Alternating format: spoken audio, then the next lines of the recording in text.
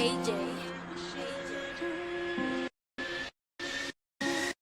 am the one, I am the one. Everybody dumb. My pawns on my echo wood, then a loaded gun. I don't need to stun, cause I am the one. I do this for fun, I do this for fun. I am the one, I am. What's going on, people? We are back here, but this is not a pro show. This is something totally different. Something which I have never done. Never, ever. But it is something that I personally want to get into because the youth is important right now. So, without further ado, allow me to introduce the first Dusky Challenge player on my channel. And this was his first season. He has scored an abundance of goals.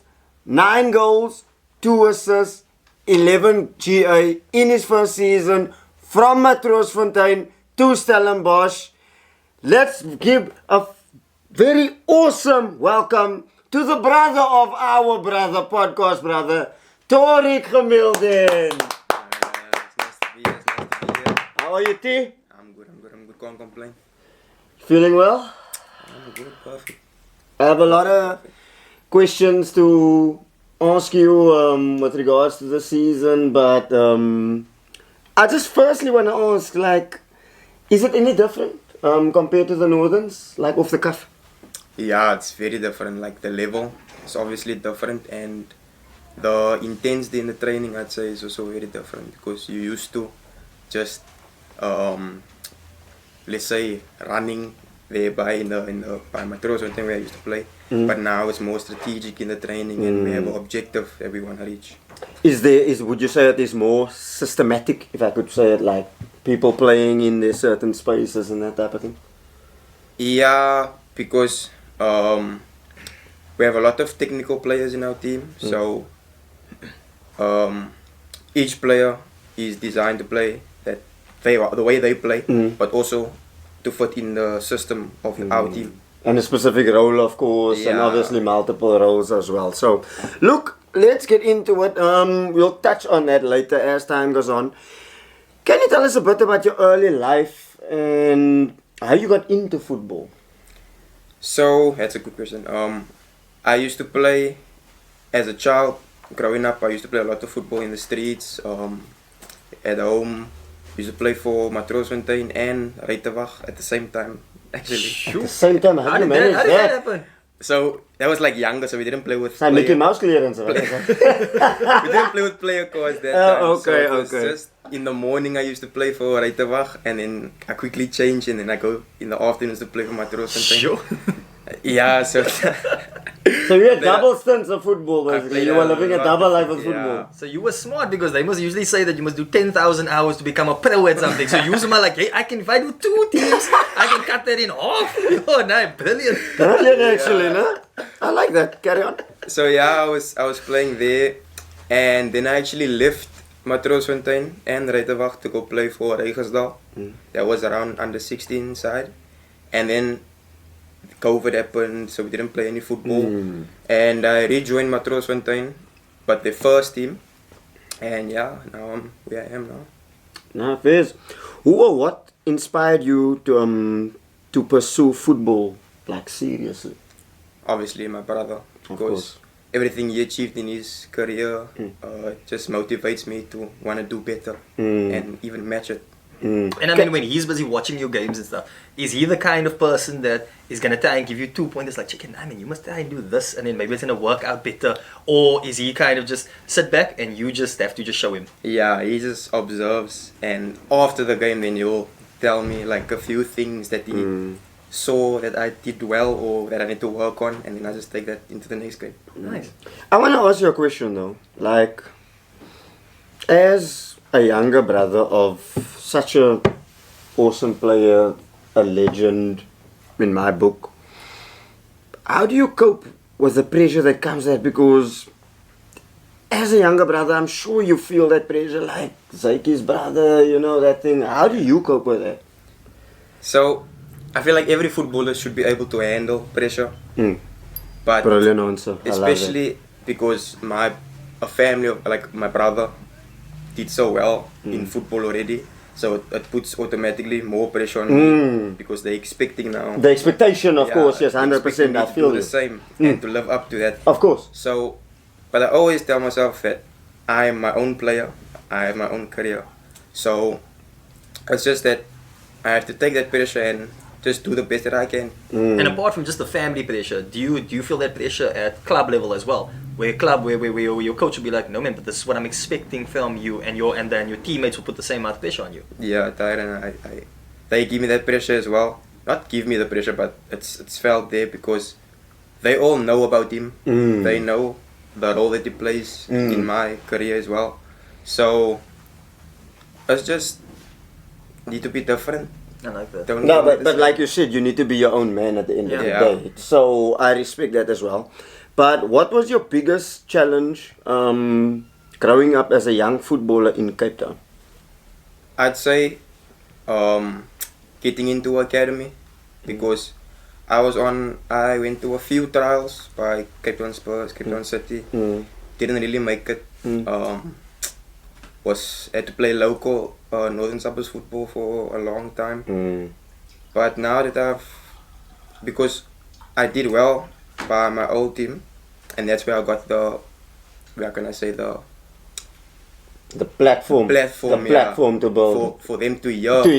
About you, Yeah, because I they feel didn't that. just invite me randomly to come on trial there. They heard that my name pop up all the time because I was scoring. Because you were scoring a lot was there in scoring the a lot of Northerns. goals. Like, the Northerns was too easy for you. Let's be honest. Like, you were way above your years. No, I'm serious. I'm genuinely serious. I've seen it. I've witnessed it first. And like, even if he goes to play at under 17 level, was it too easy?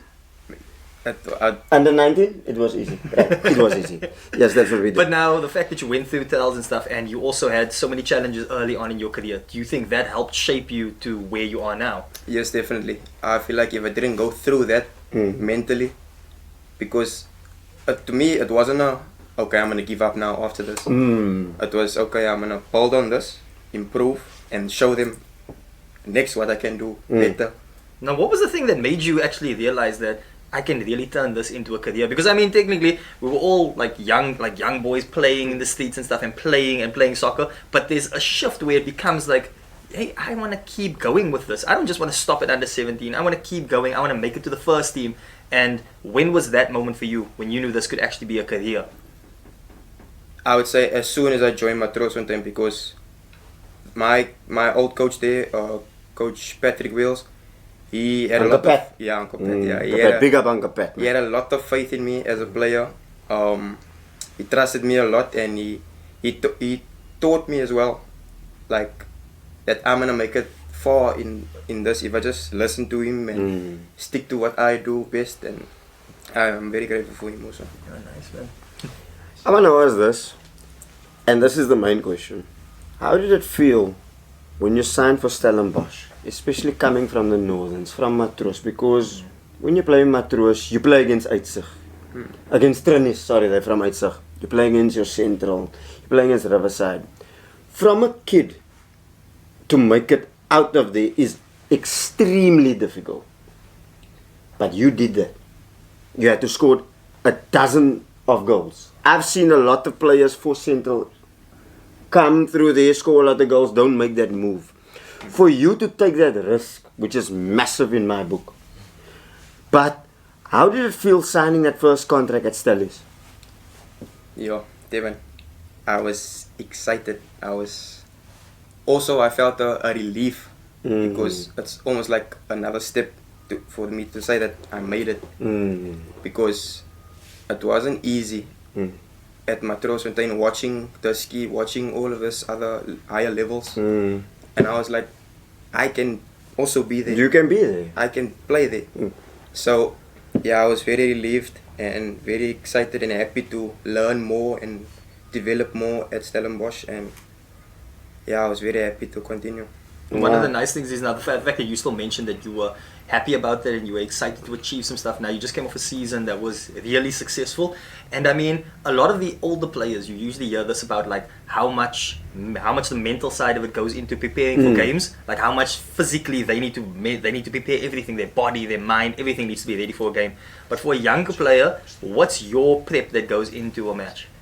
Tauric. So every match before, like on the bus on the way to the stadium, then I listen to music on my headphones. Yeah. I just ignore everything that's going on around me. Yeah, it's almost like I zone in. Can I ask a question? What is playing in your headphones? What type of music? What genre? I'm a piano. That's all I needed to hear. Carry on. Yeah, so I just try and zone in to myself, to not think about what could happen, the pressure, the result or anything. Just zone into myself, and then before the game, then I lock back into the team. Nice, man.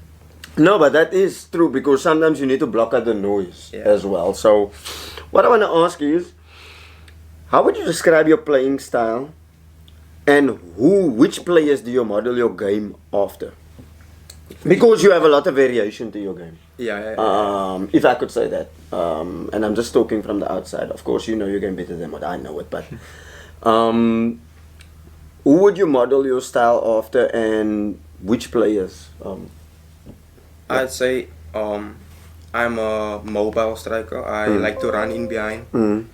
And I'd model it around, like locally or in. It doesn't matter. It doesn't matter. It can be anyone. I'd say Ashley Dupree. Yeah, Okay, I can hear that. Yeah. Yeah. And internationally, my coaches always refer to me as Haaland because they don't want me to be part of the build-up. They want you to be there. I can hear that. No, I can hear that. No. That's a massive compliment, actually. No. No, because look, I can see it, because I've seen all your goals and I've seen how you play. Like you can play on the wing, but that's not your preferred position. So I'm not even gonna come on to the next question to ask what do you feel is your most comfortable position, because we know you want to score goals. Strikers want to score goals at the end of the day. I'm not gonna come on to that. What has been your biggest lesson since joining Stellies? I'd say that the work that you do with your team during the week is not enough. Like I feel like individually you need to do more also, because team training is based on the team together. So you don't really get to improve on what you personally are struggling with. So individual training really helped. In terms of the dynamic, and we all need to work as one unit, because that is basically what Stellies do. Like there's a reason why so many youngsters come up through the ranks, and there's a reason why like a lot of them are playing for the biggest clubs in South Africa. Some of them are internationals as well. But how do you prepare mentally for each match? Besides the music, besides the Amapiano? I want to know what time you go to sleep, because I've seen you on TikTok and all this dancing and all this stuff with your friends and all this stuff, my G. So let's go say a match day. We wake up as a team, we have team breakfast together. Sometimes we have a team meeting to tell us a few things before we play, and then we head to the stadium. We go for pitch inspection, and that's where I feel like that's why we as a team lock in, because we go straight to the center circle, and then we huddle up and we pray together. Okay. After that, then everyone can do their own thing.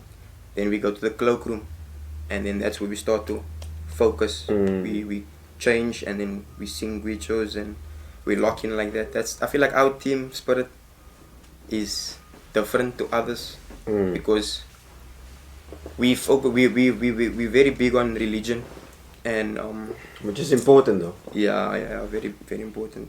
So we pray a lot as a team to prepare for our game, and we just go to war together. No, I love that. So one of the points that Devin also made was around how Stellenbosch really they were one of the teams that really ushered in this this young players that we are actually bringing into, and we're seeing them in our PSL, we're seeing them in our other teams.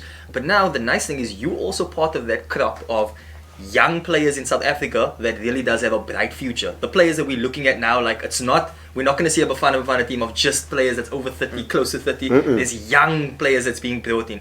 You part of that. Does that bring with a lot of expectations? Is that good or bad? And how do you feel about being part of this new wave of players that that we're going to start seeing on the Bafana scene and everything like that?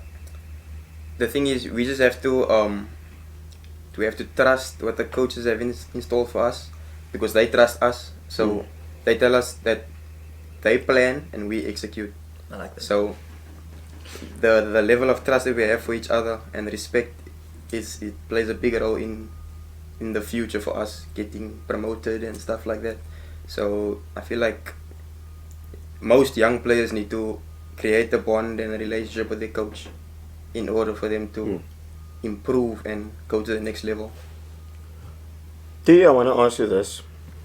As a footballer, we all have good days, we all have bad days. You know, there can be that day where, as a striker, every touch turns to goals. Everything just goes your way, and then there's just this one day where you can try so much and nothing is gonna go. I feel like there's butter on the boot and You know, everything gets just away from you. you know that day, my bro. So I want to ask you, how do you deal with those tough days mentally? What goes through your head at that moment?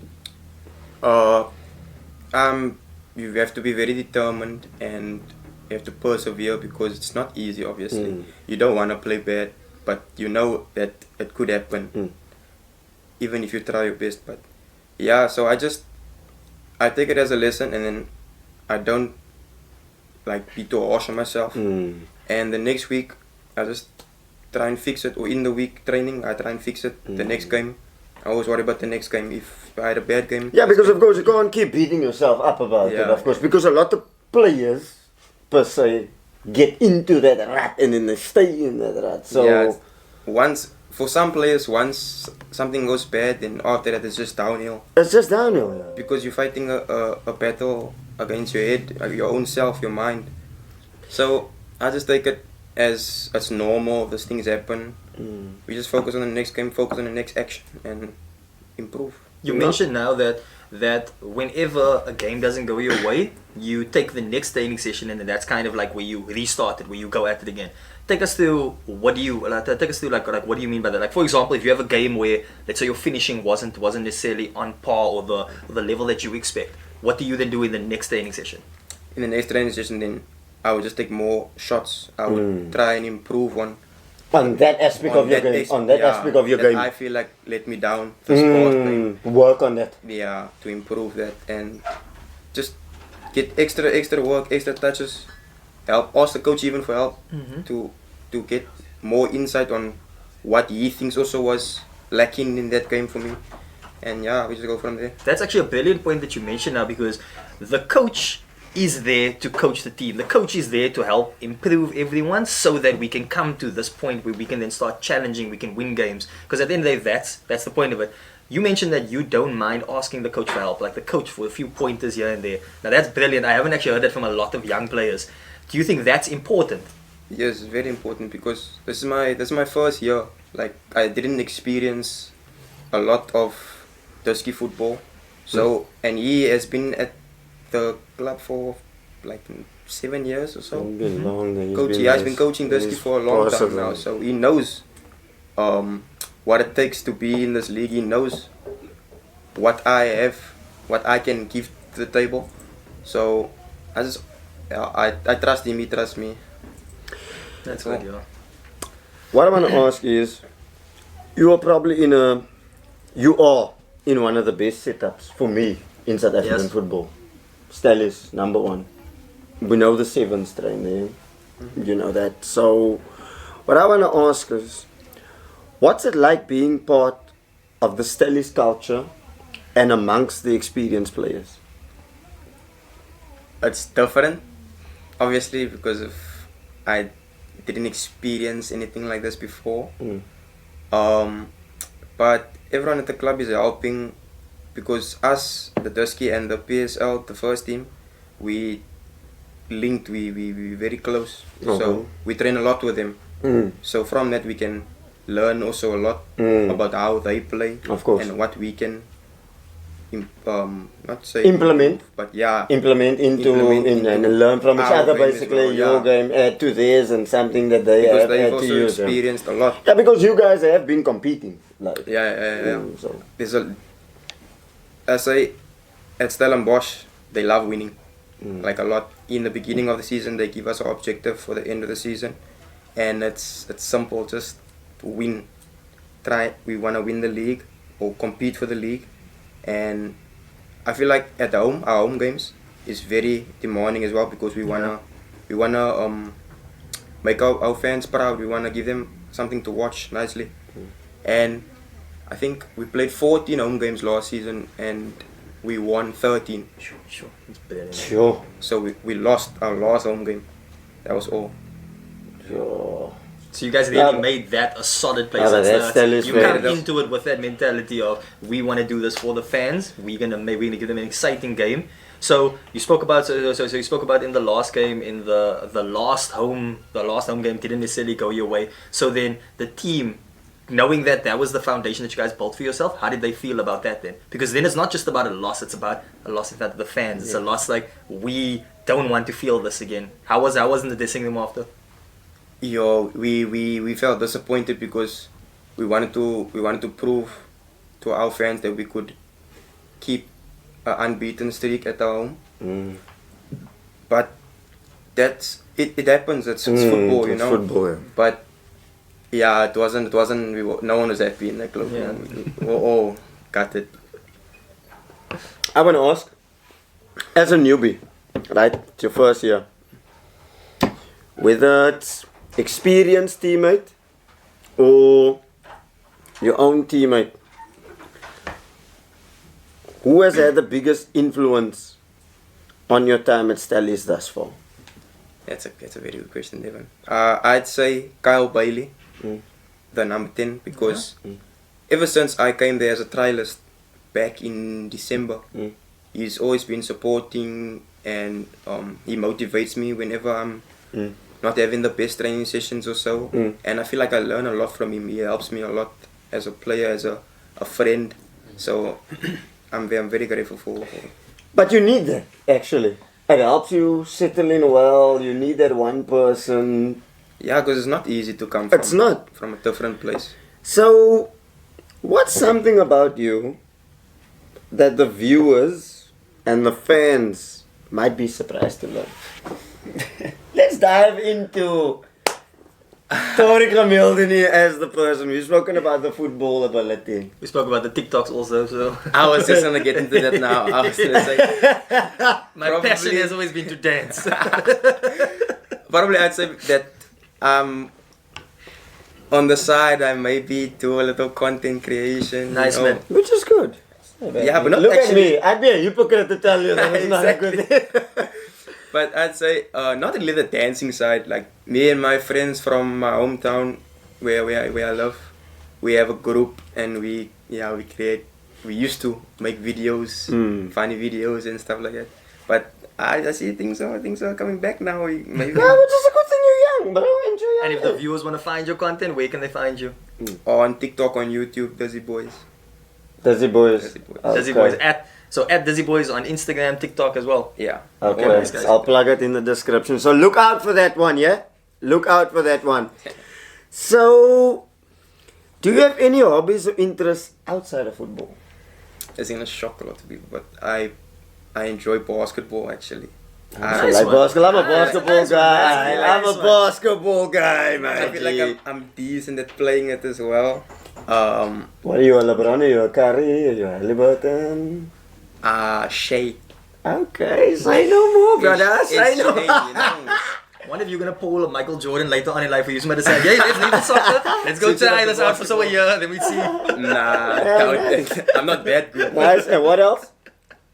Playing games, you know. I enjoy playing games in my free time, and that's What's your favorite game? Can't be FIFA. EAFC. Nah, I'd probably Call of Duty. Don't lie. Oh, you man. don't like FIFA? Nice, man. I like it, but it's not my favorite. Can't be playing that, and then you still have to go to the training Yeah, sessions, it's too and much. then you must watch the It's games too at much night. football. It's too much football. And you still have a brother, you must talk about footy too. Fair enough. Fair enough. I can hear that one. If you weren't a footballer, what career would you pursue? Because you've got an intelligent head on your shoulders. So I always wanted to ask you this. If you weren't a footballer, what career would you pursue?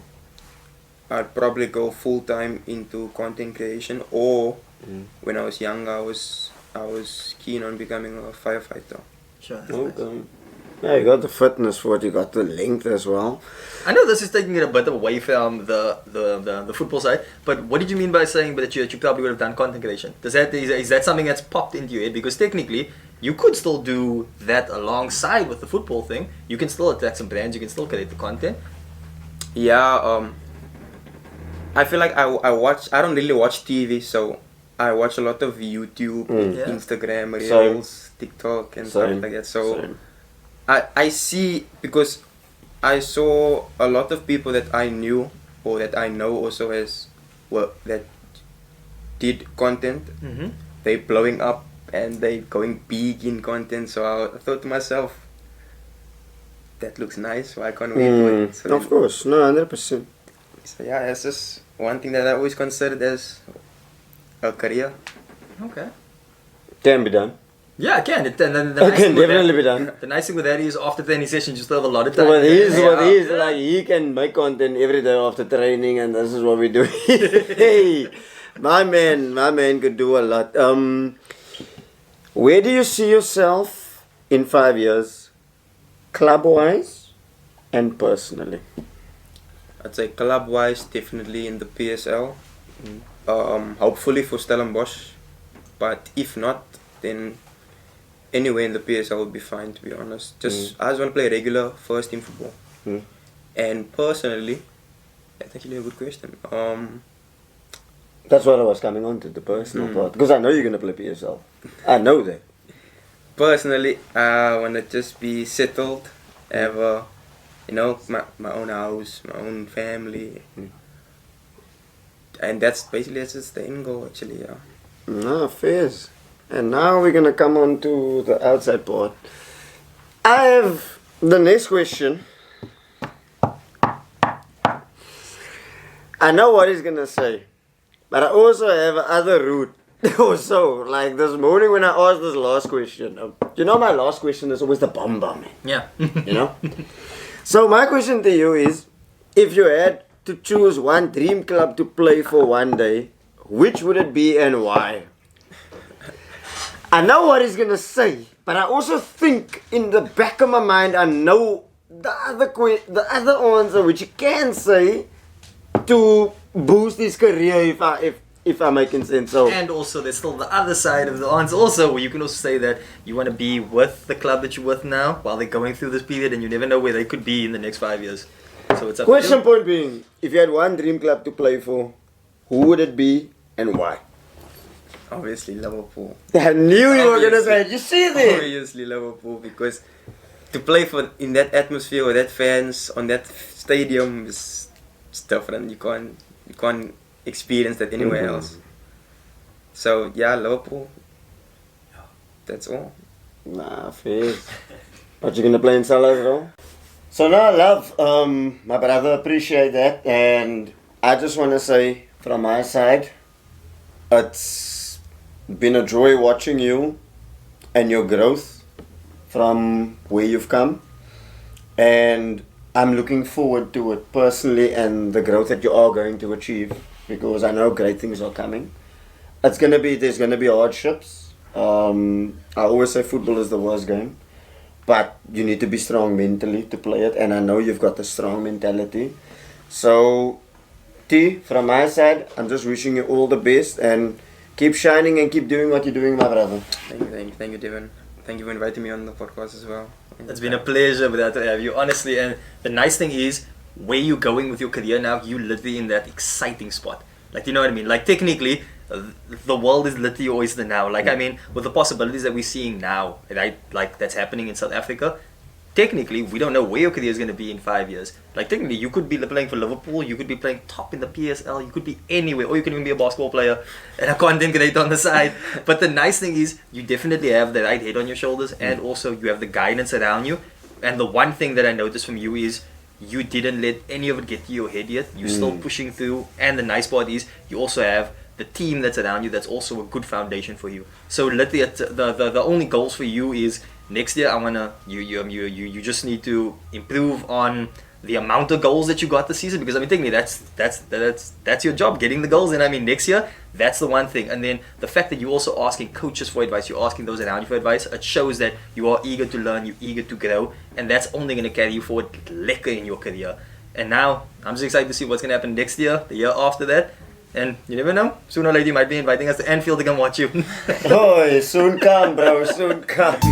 But yeah, people, that's a wrap. It's DVD, it's Tauric Gamildien, it's Total Tie, and we are out of here. Black. Baseline, nice and slow. Talk box singing, let the rhythm flow. Palm trees swaying, do you feel that breeze? Rolling down the boulevard, feeling at ease. Cruising, moving on that West Coast ride. Say barbecue flames in the ocean tide. Catch the vibe, keep it alive. So real, so true. This late night life's just what we do. Chilling at the cookout, grab a plate.